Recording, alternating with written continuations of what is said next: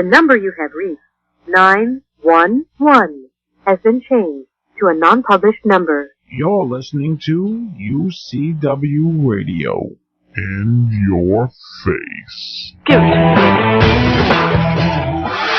Welcome to another segment of UCW Radio, and this is your host, Lou, a.k.a. Falcon Coparis, and I want to thank all of you again, all our listeners, for the continued support just by tuning in, listening to our special guests, and trust me, they are all special. And today on the show, we're going to have a man that has embarked on a journey in the world of mixed martial arts that may lead him not only to success, but to making history in some respects. He's a 12-year Army veteran, martial artist, and, well, let me just stop there as I have some other things to touch on. Firstly and foremost, before this episode or the interview begins, my condolences go out to the entire Kennedy family for the passing of Ted Kennedy. He was all about the American people, and his passing will be felt for some time to come. And it's just sad because that is yet another member of the American royal family that is lost. So my condolences do go out to the Kennedys, the Shrivers, Schwarzeneggers, and any members of their family. Now, before we bring on our guest, I have to give you some information. Some information that our listeners can actually use, believe it or not. We have a call-in number when the show is live. You can get a pen now, write this down. The number is 323-215-1446. That is 323-215-1446. Even when the show is over, you can actually leave a message, and if it's interesting enough, it'll be part of the show. So you can leave a comment, question, whatever floats your boat. Also, if you're on Twitter, then you can shoot me out some questions or comments while we're live, or even if we're not live, and we'll read them off to you. You can just go to ucwmagazine.com and see who we're going to have on the show, because you'll know who the guest is going to be, and you can actually leave a message or comment or whatever you want to do beforehand, and when the guest is on, we'll try to read some stuff off or try to pose your question. My Twitter name is Louis Velazquez. That's LOUISVELAZQEZ. Follow me and ask away. And now, without further ado, let me patch in a man that has created, is the founder of the MMA Fight Council. He has an impressive advisory board. He's going to have a very impressive contingent of people that will be helping him to bring it to the next level. Here is Aaron Richman, founder of the MMA Fight Council. Aaron, welcome to UCW Radio. I want to thank you for taking some time today to talk about the MMA Fight Council, what you have going on, your missions, the whole organization. I know you're away with your family, so I appreciate you actually taking the time today, because I know you're kind of busy. Oh, Lou, it's my pleasure. Thank you. And yes, I'm enjoying some time with the family this week. It's awesome. So hopefully they won't be too distracting in the background. But thanks again. Love your show, and it's a real honor to be here with you today. Oh, thanks for the kind words. And I'm sure it's not going to be too much of a distraction. Everybody loves kids, don't they? Well, we'll leave that up to them to decide. Okay. Aaron, you are the founder, the creator, the developer. You're the man as it relates to the MMA Fight Council. Now, what prompted you to do that? And maybe tell us what the MMA Fight Council actually is, and then I want to know what made you do it. Okay, absolutely, sure. Let's try to boil that down to an understandable answer. The MMA, I guess, first of all, I should explain. MMA is something that I've been passionate about for 16 years now, since it's come into sort of the consciousness of the U.S. I was in the Army. I spent about 12 years in the Army, and we did our typical hand-to-hand stuff, and I was studying some martial arts, and all of a sudden UFC 1 came around. I think the date was November 12th, 1993, and of course I got the pay-per-view, and was hooked right away. And certainly the sport has changed over the last decade and a half significantly, I think mostly for the better, and grown like crazy. And so from then till now, it's just become an increasing passion of mine. The opportunity presented itself over the last couple of years. I've been seriously networking in and around the MMA community, and just looking to make it more than just a passion, but a livelihood, if you will, a business for me, a way of life, something that I could do day in and day out without being in the ring and getting my face punched. And so that won't be a good thing. Led me. So yeah, I prefer to do it without getting my face punched. But I really was presented with this opportunity. Have a partner, a gentleman named Paul, who had an idea and presented it to me, and here we are today. What it's become, the MMA Fight Council, is many different things. Honestly, lots of projects under one big umbrella. And one of the pieces is we do have a website, the MMAFightCouncil.com, and we're working on it. I love the look already, but we've still got a major revision that we're in the midst of right now, and then some growth from there. But it's a start. It's a great starting point. And but it's not just a web-based organization. This is a real deal organization, So I want you to explain to our listeners, what's going on beyond that, what's going on behind the scenes, because a lot of times, people will they'll look at a website, they'll say, okay, well, this is what it is, but you have a whole story behind it. So why don't you get into that? Absolutely, sure. So beyond the website, and maybe I'll talk briefly a little bit more about the website shortly, but beyond it is probably where far more is going on than on it. We've got chapters being developed around the country at college campuses, for instance. And basically, just to boil down, everything that we're doing can be summed up in enhancing the fan experience, raising the profile of the sport, and doing anything we can do to promote the welfare of both the sport and the fighters. I mean, that's everything we're doing can be explained in that sentence or two.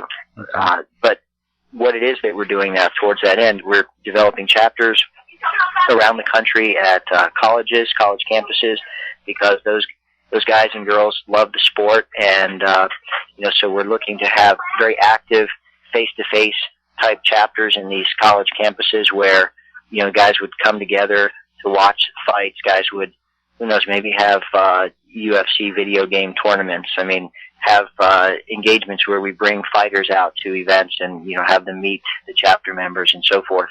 Okay. So there, and you know what, the ideas of the chapter members will likely become more and more what the chapters are doing. So we're not thinking that we have all the answers yet, but we're getting headed in certain directions.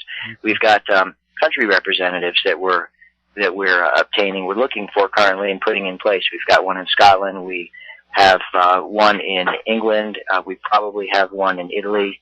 We're looking towards the other European countries because, frankly, while MMA is huge in the U.S., it belongs to the people, and the people are all over the world, and those people love the sport just like you and I do, here in the U.S.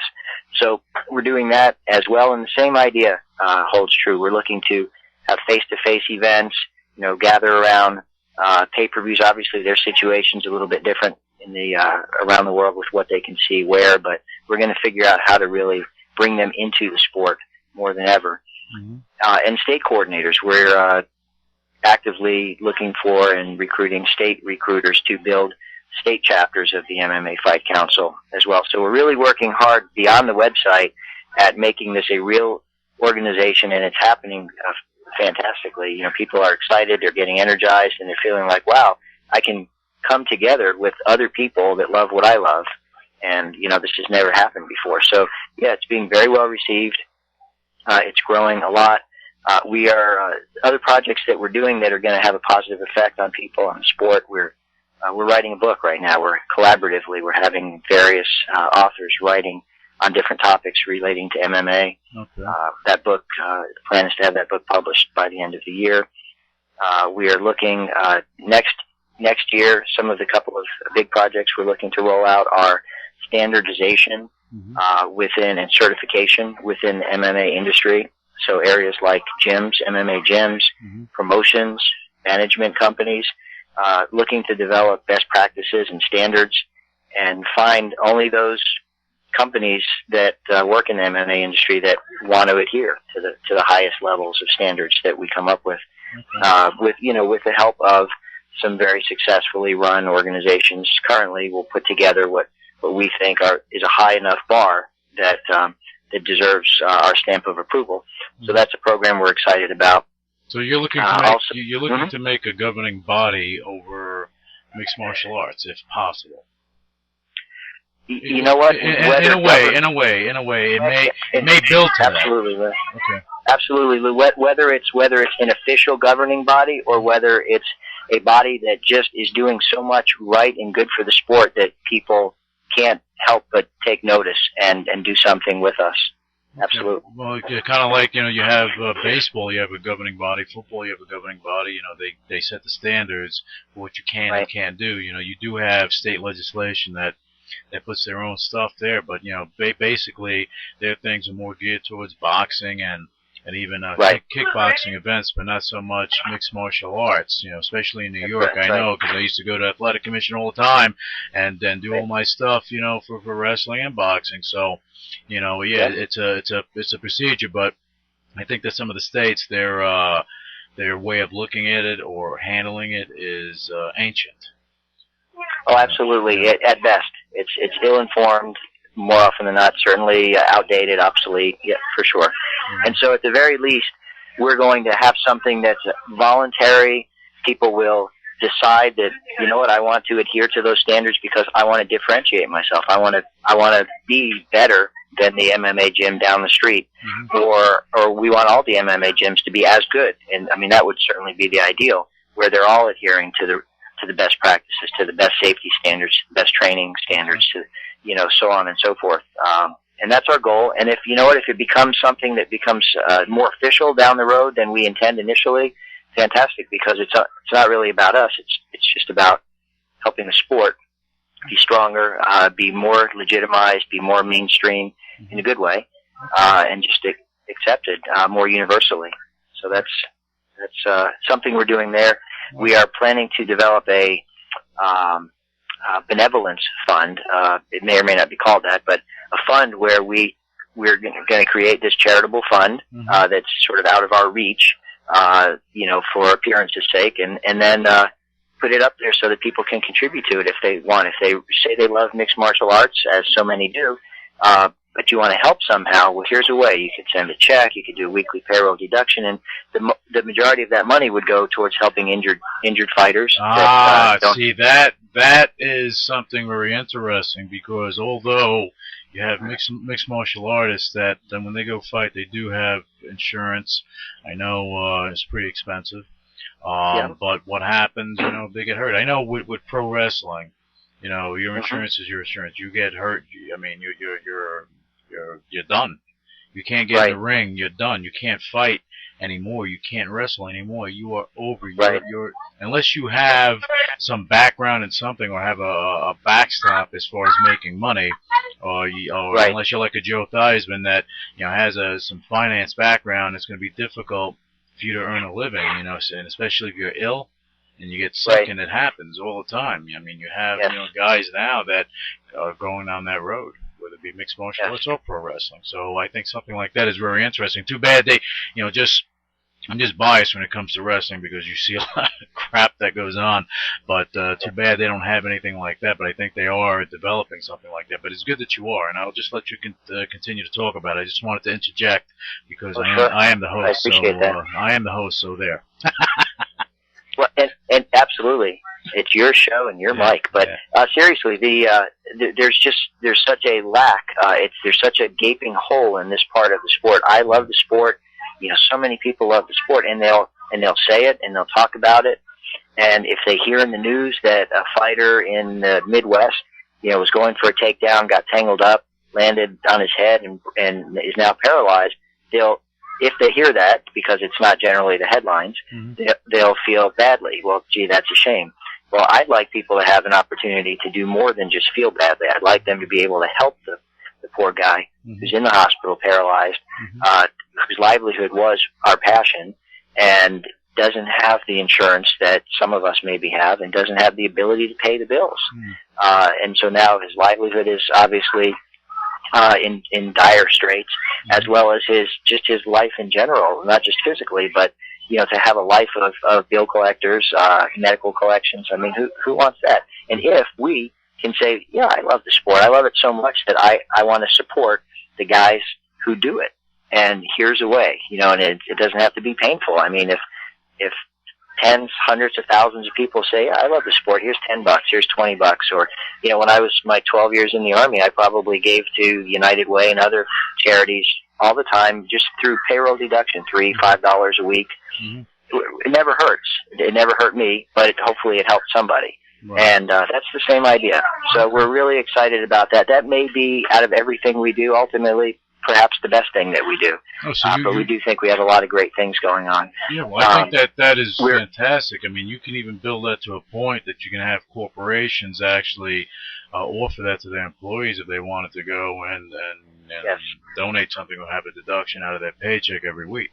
Yes, that is my goal with that, and it's just a simple matter of saying, listen, you love the sport, right? You said you love. Well, put some money where your mouth is. It's not money that's going to me. I won't have any access to it. It's only going to better the fighters' lives, the industry. If you really mean what you say, here's an opportunity for you to act on that. And right, so $3, $5 a week, $20 check, whatever it is, it's all going to add up, and it's going to help somebody. And I'm not naive. Maybe sometimes I am, but I don't think I'm naive in this. And I feel like I can't help everybody with this. I never would think that I could. But what if I can help one person through this, or 5 people through this? So it won't be everybody necessarily that gets help. But so what? If maybe other people say, hey, we could do something else to help. And I think just our goal is really energizing people, energizing the fan base, energizing the fighters, the promoters, the managers to a higher level, to higher standards, to more involvement, greater passion. That's really what we're trying to do.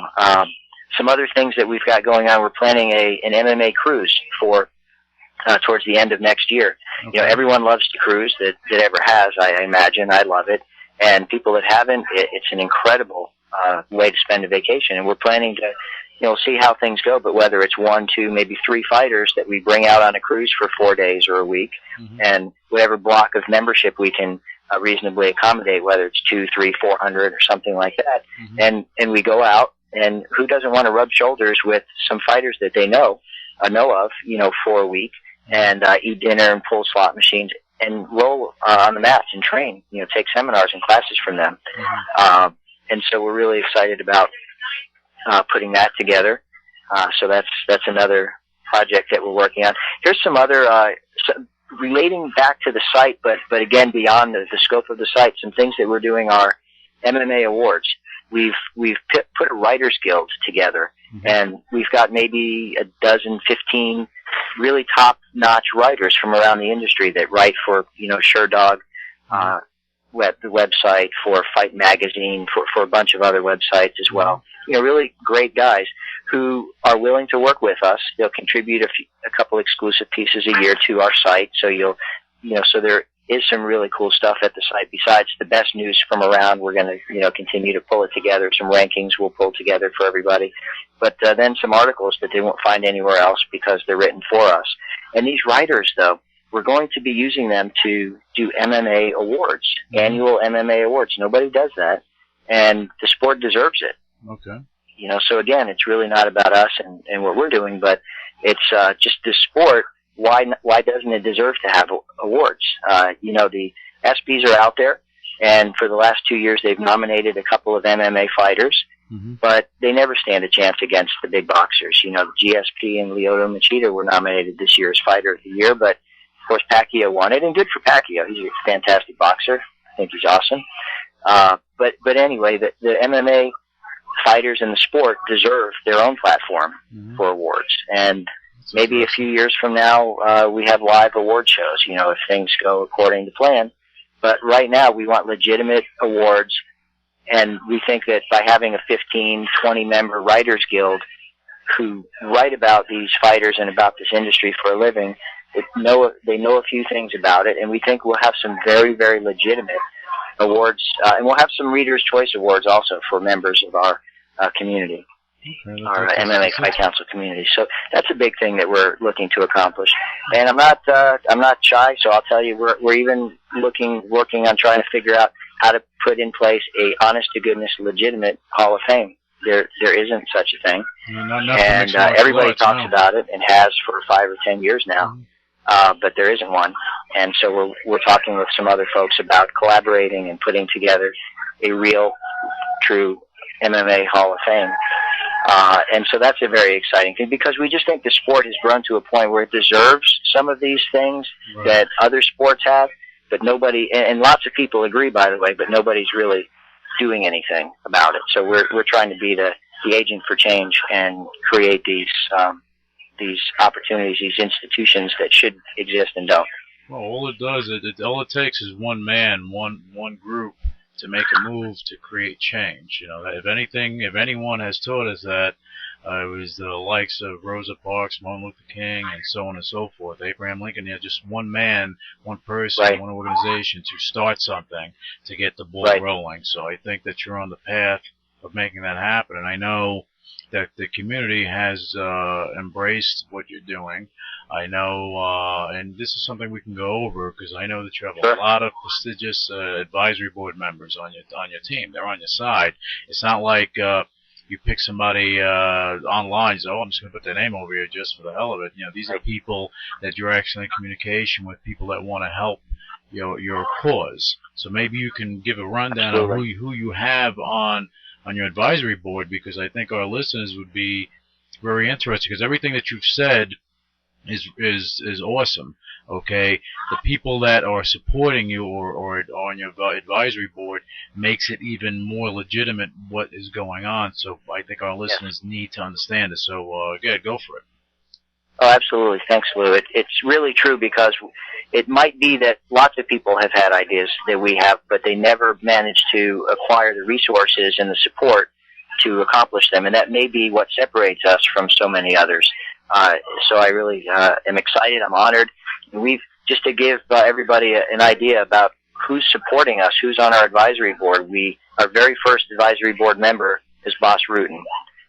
He was to me, the name that I really wanted to reach out to, and I knew him just a little bit, and I just thought, gosh, if we could get Boss Rutan to support us, and I had no idea the bigger vision, how much support we were going to end up with, but he is on our advisory board.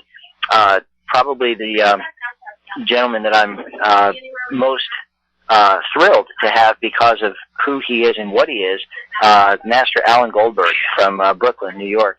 He is our most hands-on advisory board member, and in the kung fu world, in the martial arts world, he is really legendary. But more importantly, I think to me, is as a person, he's so genuine and real, and so hands-on, willing to help, willing to spend time talking, come up with ideas.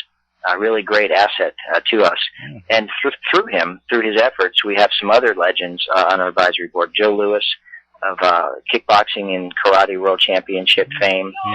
He's the one that defeated Chuck Norris way back in the 70s. He was the one that I think he defeated him. I don't know if he knocked him out, but I know he defeated him. Right. Yeah, Joe Louis is definitely a legend in the martial arts world. And again, thanks to Master Alan Goldberg, he is with us on our board. And again, through Alan, we have Chuck Zito with us on our board. The Italian bad boy, Chuck Zito, is another good guy you have there. And absolutely. But I'll let you speak, because I'm talking. Yeah, absolutely. And then some other gentlemen, just talking about legends. Ed Parker Jr. is on our advisory board. He is really the current force behind American Kempo, which his dad created. Ed Parker Jr. is an incredible martial artist as well as artist. People may not realize that about him, but just a really wonderful person and interested in what we're doing and helpful as well.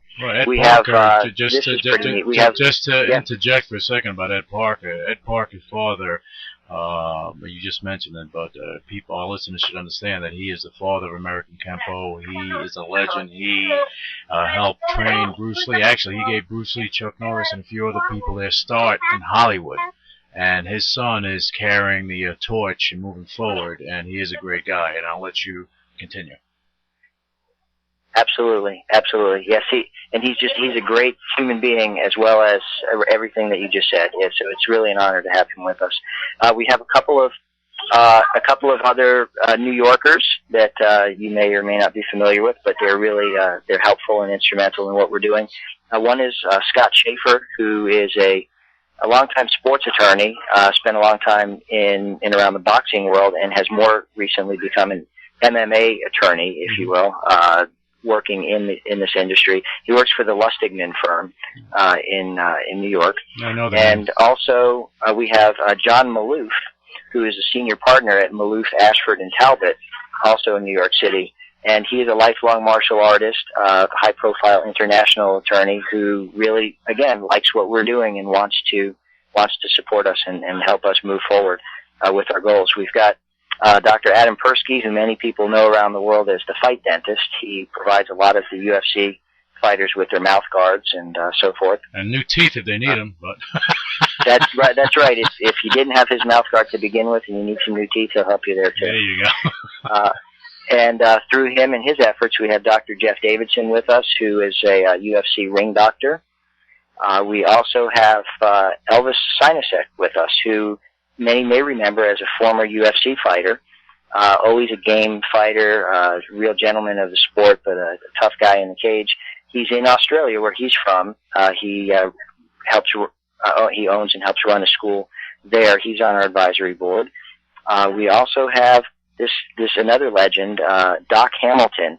He's a longtime referee, but more often than not now, he's a judge at MMA events, or any MMA event. If you watch UFC 100, he was the judge at the championship match. If you watch UFC 101, he was there. If you watch Strikeforce, he was there.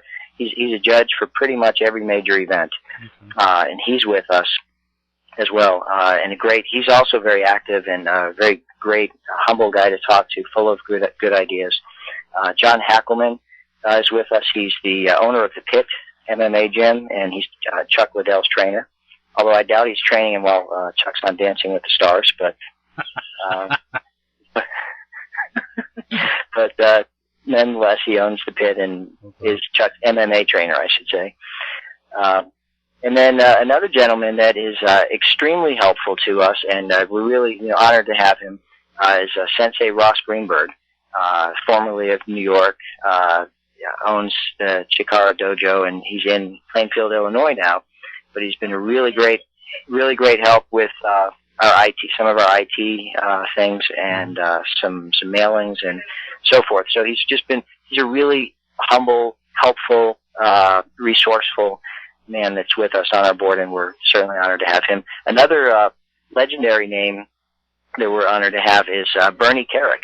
And I say that, and all I'll say is that I'm aware that there's controversy, and okay, that's fine, but I will say this: Bernie, to me, he's an American hero. Bernard Carrick is a good guy, and I guess when you reach a certain point in your life, in the public eye anyway, there's going to be scrutiny. People are going to go and attack you, especially if you take a step back and you're doing other things, and you'll have people that'll just want a gun for you because it makes news headlines. So that I take with a grain of salt. He's a good guy. We'll be seeing him in January. So Yes. I mean that's it. You don't need to get any further into that. Just let that go. He's a hero. He's a hero who, by the way, is a 5th degree black belt. A lot of people may not realize that about him, and so he is in fact a great supporter of what we're doing. Also, we have Ian the Machine Freeman on our advisory board. A lot of people may remember him from his 6 times in the UFC, and most notably, he has a win over Frank Mir.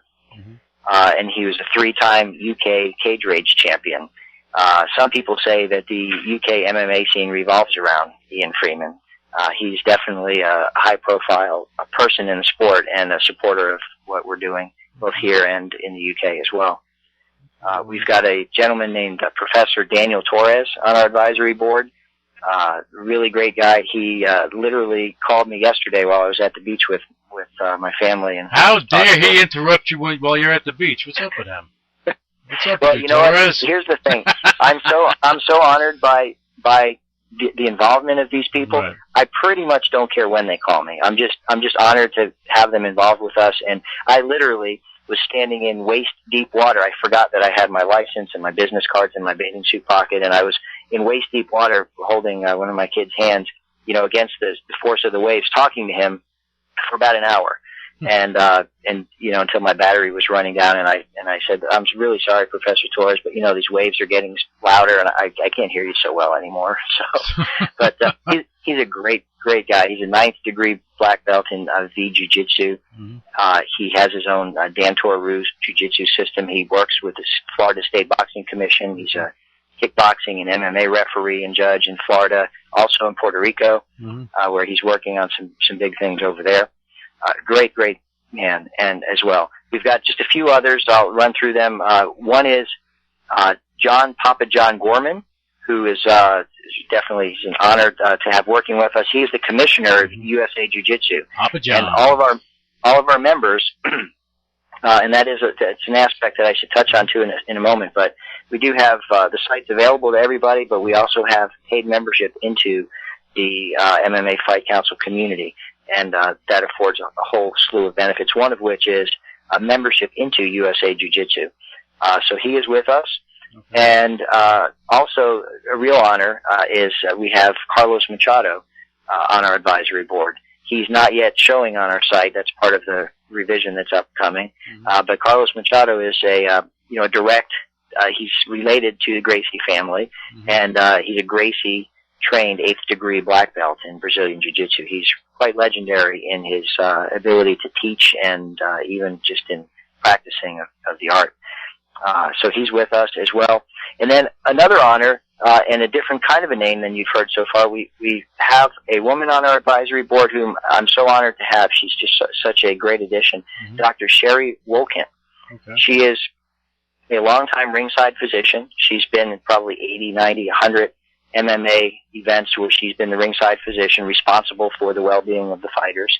She's also the medical chair on the committee that Nick Lembo heads, the committee that has come up with the unified rules for MMA. So she's intricately involved in the sport as a real insider who really is connected and really has a passion. She's even been training for about 14 years now in the martial arts. You see, the MMA Fight Council is not just for guys, for women too. So get on board the train. No kidding. I mean, we didn't want to have a woman on the board just to have a woman on the board, but we wanted to have the right people on the board, and she's one of the right people. And well, you're not just putting people on there haphazardly. You're putting select people on there that serve a purpose. That's absolutely right. That's correct. And we've talked with a couple of others. We're probably only. I think there's just one more spot to be filled, and if it doesn't get filled, well, we're fine where we are. We also are developing rapidly. I cannot believe that I almost neglected to mention one of the legends, the absolute legends that's on our advisory board. The only one that I didn't mention yet is Ron Van Cleef. How dare you forget Ron Van Cleef? No, I was saving the best for last. Actually, there you go. No, I know you. I mean, but that was something recent that transpired, so everyone knows. So Ron Van Cleef, the Black Dragon, good guy, just an all-around good guy. He definitely is, and so we're honored to have him. He's now a longtime New Yorker, lifelong, but now taking up residence in the Virgin Islands, where, as is his style, he sat down with the local government leaders and ensured that MMA is now approved in the Virgin Islands. Nice. And is working on having MMA promotions, fights take place down there as well, because that's just what he does. And just to give a little more tidbit on Ron Van Cleef, in case anyone, there's a lot of entertainment people, actors and models, just the community itself, listen to the show, just so people understand that Ron Van Cleef, his one of his top students is Timac. He was a Taimak. Right. He was the star of The Last Dragon, which I think they're going to wind up doing something with that. But just to give you some clarity on Ron Van Cleef. Now you can go to the next level of the next topic you were going to touch on. Absolutely. And so we so that gives a little bit of background regarding who's supporting us, and we just feel like we have the support of the martial arts and mixed martial arts community at large. And let me just make a point that if you were really listening carefully to the people I was describing, you might come away thinking, well, gee, there's a lot of martial artists there, as well as mixed martial artist related people, and what's the deal with that? Well, I think a couple of things really are noteworthy here. One is that, and I don't mean to sound cliche, but I like saying this because it's so true. There's no MMA without MA. There's no mixed martial arts without martial arts, and I think I really, to me, that's very important that especially the younger fans of MMA understand. I think those of us that have been watching for a while or have studied martial arts, I think we realize it's a mixture, it's a synthesis of martial arts. That's really that's what we love. With mixed martial arts, in a nutshell, way back when, you had traditional martial arts, karate, taekwondo, tang-soo-do, you had, kung fu, you have all different styles of martial arts, including jiu-jitsu, judo, and so on and so forth. Okay, now you had Thai boxing, you have kickboxing, that's in the U.S., you had Thai boxing overseas.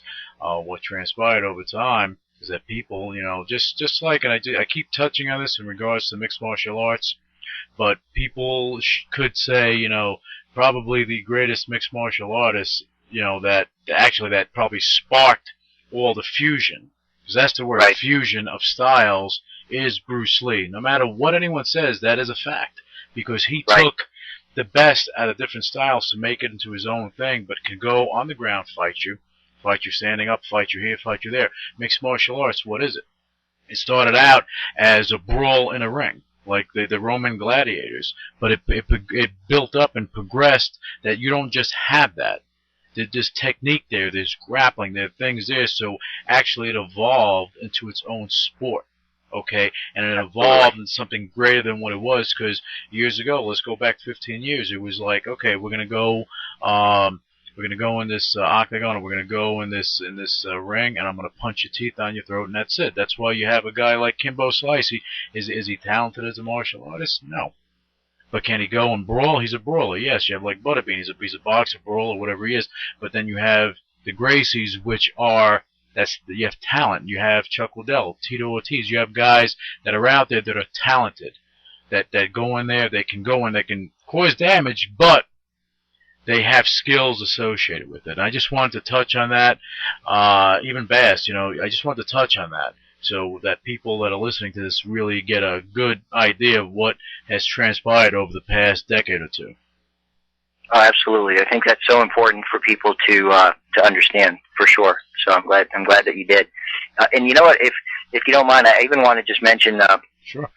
Before moving too much further on, that regarding Ron Van Cleef. I've admired and respected him for many, many years. People may not realize, some of the longer term fans do, but back at UFC 4, he fought as a fighter in the cage, in the octagon, against Royce Gracie. That's right. Now, people may not remember that, or if they do, they may not have realized he was 51 years old when he did that. He didn't win the fight, but I'll tell you what, he probably lasted longer than anybody had against Royce Gracie at that point. Came out like Apollo Creed.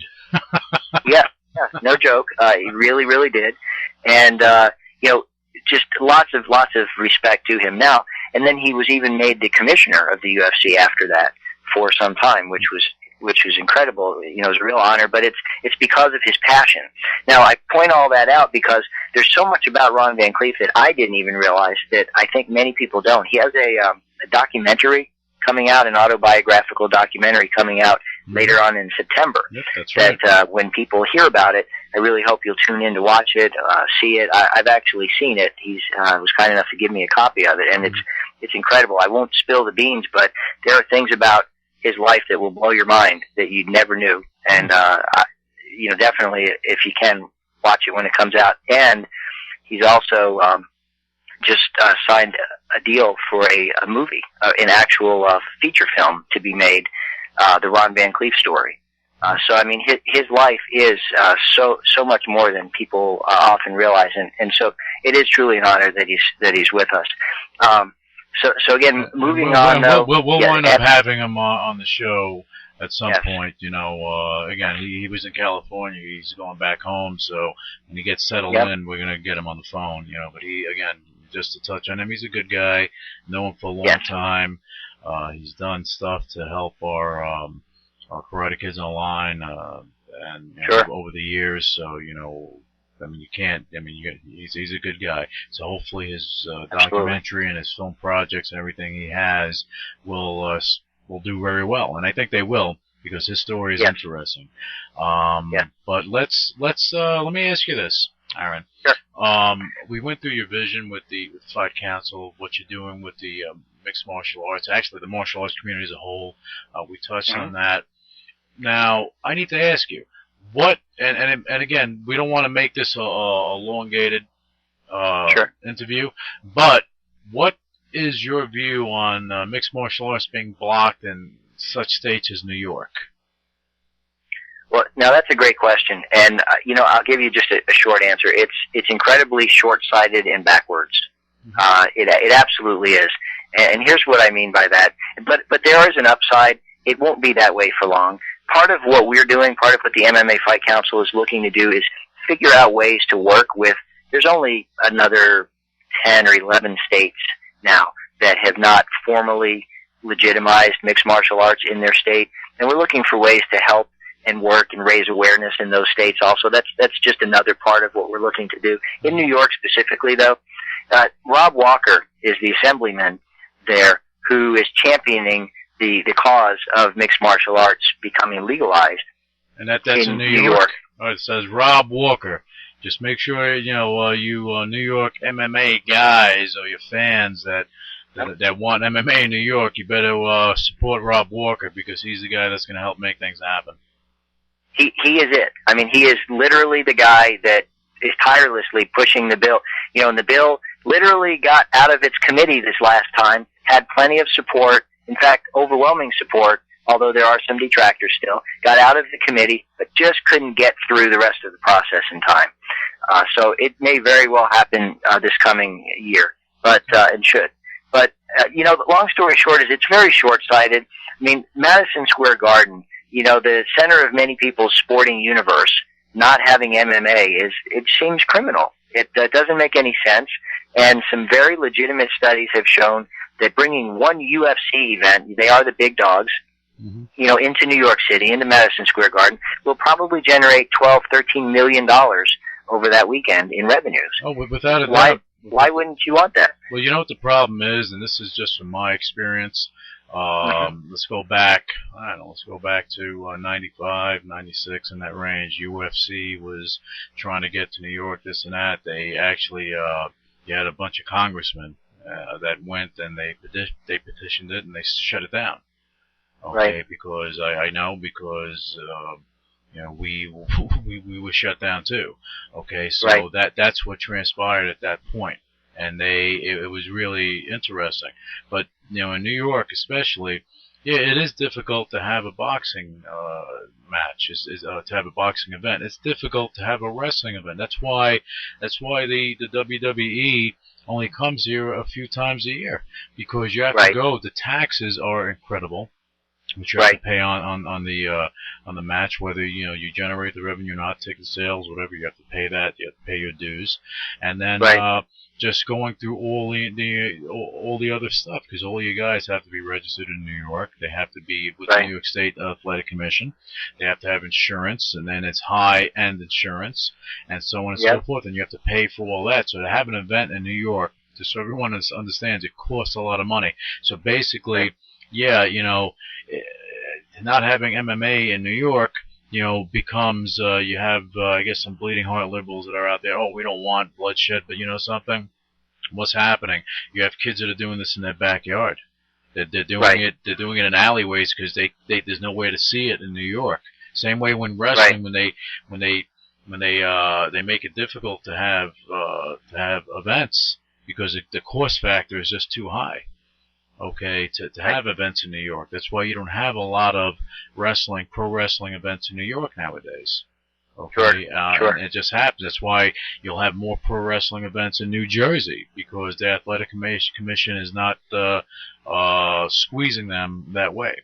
So I just wanted to throw that in just because I know certain things that have transpired that put us to where we are today, and hopefully he can push through that, and they change their view on things in order to bring mixed martial arts to New York. Because I think, especially with this city the way it is right now, New York City, that they would embrace it because the revenue stream that would come from that, as you said, just from the event, from the merchandise sales, just the taxes on that alone can help, and it's going to help the vendors. Madison Square Garden, more so Madison Square Garden than Nassau Coliseum. Madison Square Garden, you'll have people around. People will come from states over just to watch a match.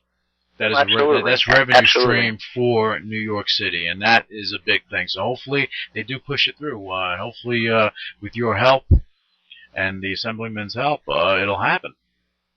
Well, and you know what, Lou, it will happen, and it's just a matter of when. And so if people haven't, there's a website that I wasn't thinking about initially pointing out on your show, but I think it's worthwhile. It's MMA Facts, FACTS, MMAfacts.com, and it's a site that's set up in such a way that you can literally, with its help, send a letter to your representatives, asking them to support the efforts to bring MMA to New York. And if there are any members of government listening to your show or hear somehow about it, I would say to them, please remember what you do. You're elected to represent people, and the people that you represent, they want this. So blocking it is totally not doing your job. I mean, it's quite the opposite. People want this, and you know what? For the people that don't, they just won't go to the show. But, it really needs to happen. It's happening. I'm in Massachusetts. It's happening here. It's meeting no opposition now. The bill is just about, it has one more vote to be finally approved. That's Kennedy country, so yeah. For that to pass that's a big thing. Yeah, it is. Well, and it's unfortunate that Kennedy died this morning for people that didn't know that. Yeah, but yes, there's no opposition in Massachusetts any longer, although there used to be, because people understand. I mean, here's the bottom line. I'm not anti-boxing. I think boxing is great. But you know what? Boxing, a lot more people die than ever have in mixed martial arts. They bleed in mixed martial arts, and some people are offended by that. But guys, I mean, really, let's be honest here. Bleeding or dying. I mean, MMA is not a bad, more dangerous sport. It's less so, and it's very exciting. Top skilled, top conditioned athletes. They dedicate their lives to this. Hundreds of thousands of us love it. It definitely should be in all 50 states. And whoever doesn't want to see it, they just don't have to go see it. That's all. It's that simple, really. Well, that's it. And hopefully it'll be sooner than later that everything does get passed. Now, Aaron, let me ask you, the MMA Fight Council, you've been traveling all over the country, doing your thing. Where can people go to see the MMA Fight Council next? Where are you going to be? Do you have any other appearances going on soon?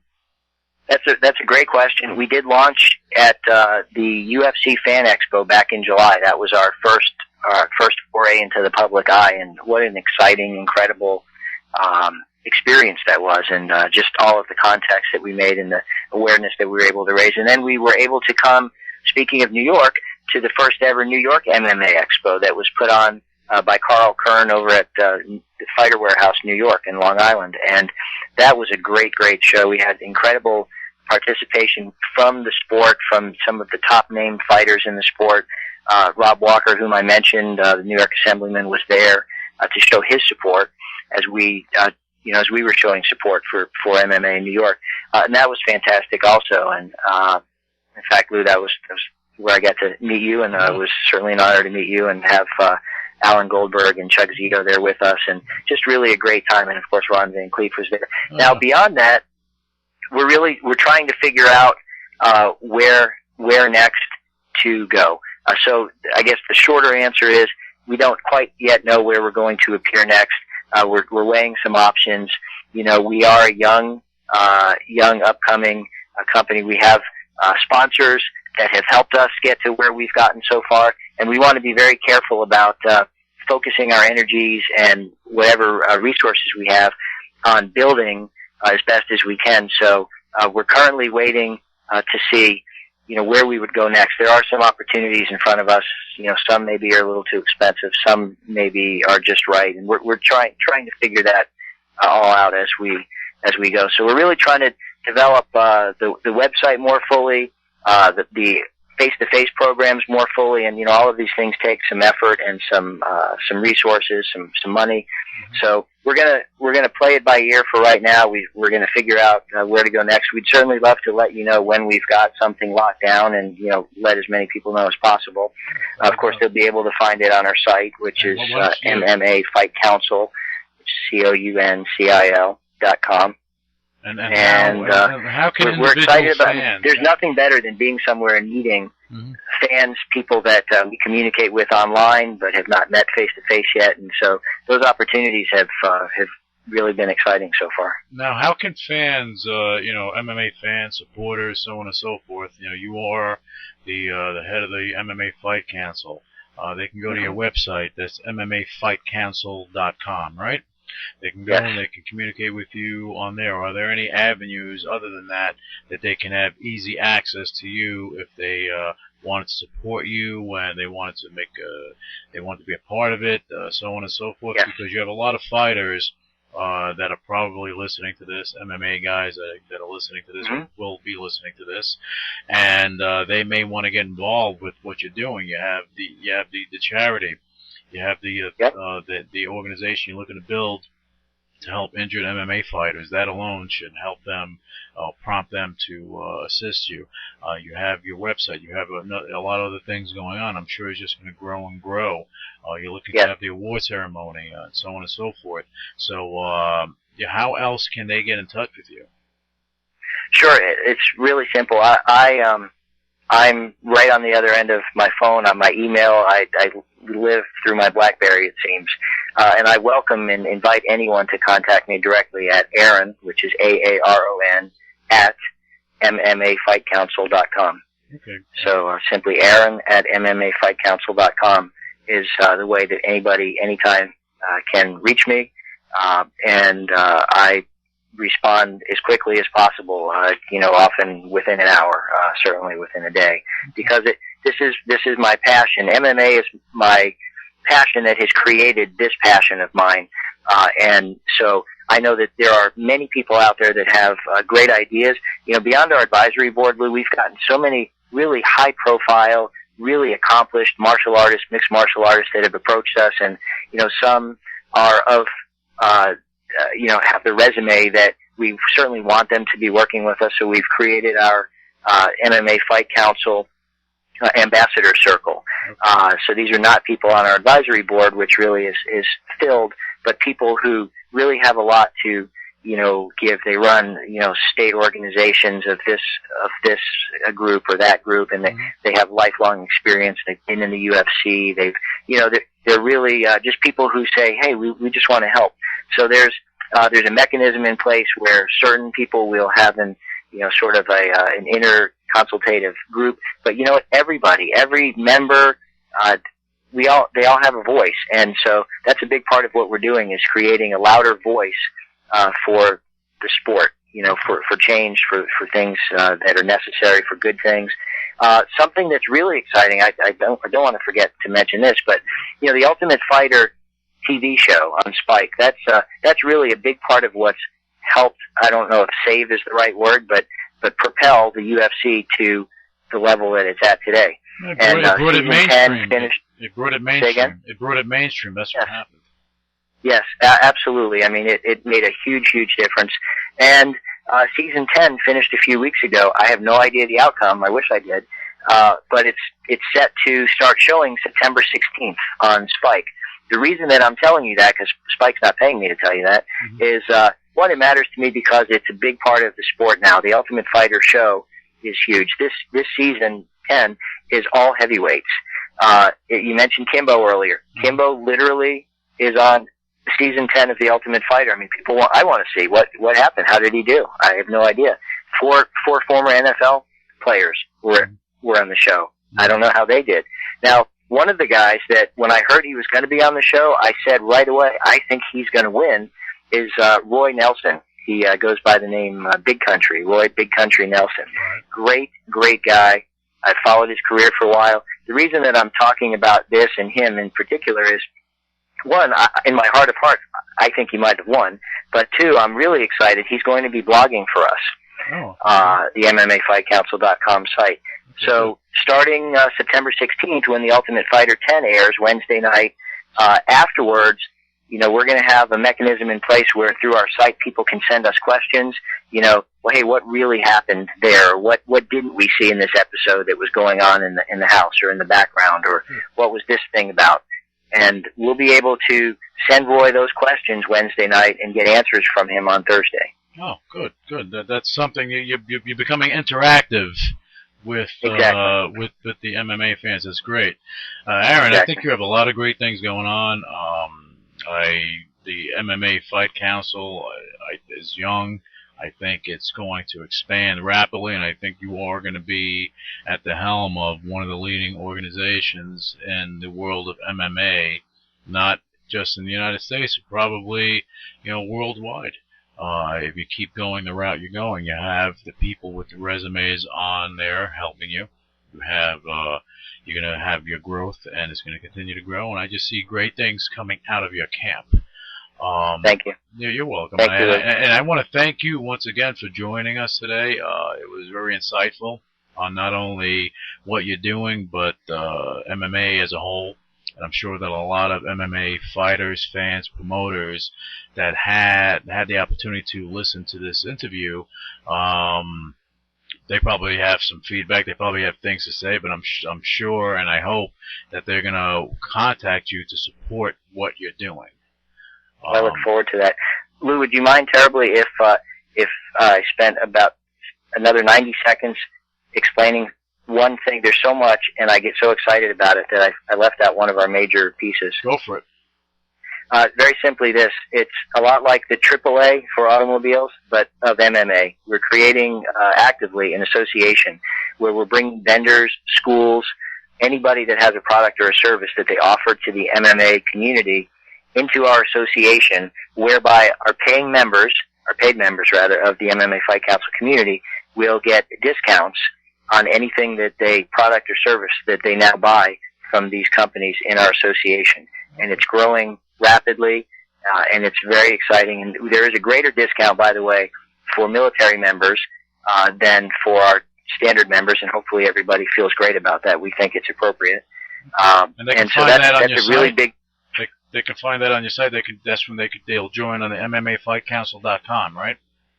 It will, yes, it will be very clear there probably within a week's time after these revisions are done, as will be the information about us supporting the Wounded Warrior Project, which part of all of our membership proceeds will be going to. Yep, that will all be there. Okay, all right, excellent. I do urge anyone that's interested in martial arts, mixed martial arts, even boxing, to actually go to the MMA Fight Council site and find out more about what they're doing. They have a great situation going on. I think they're going to do great things.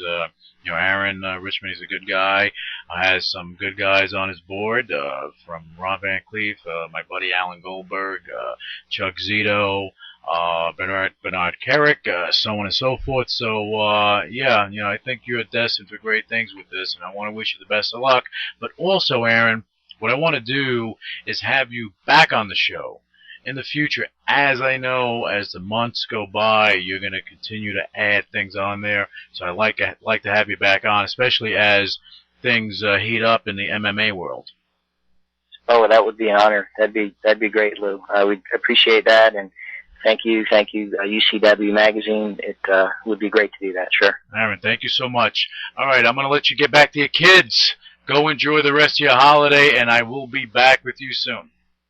Thank you, Lou. You have a great day. Initiating shutdown sequence. Welcome to UCW Radio in your face. What is your major malfunction? be written. So let it be done. Ladies and gentlemen, my mother thanks you, my father thanks you, my sister thanks you, and I thank you.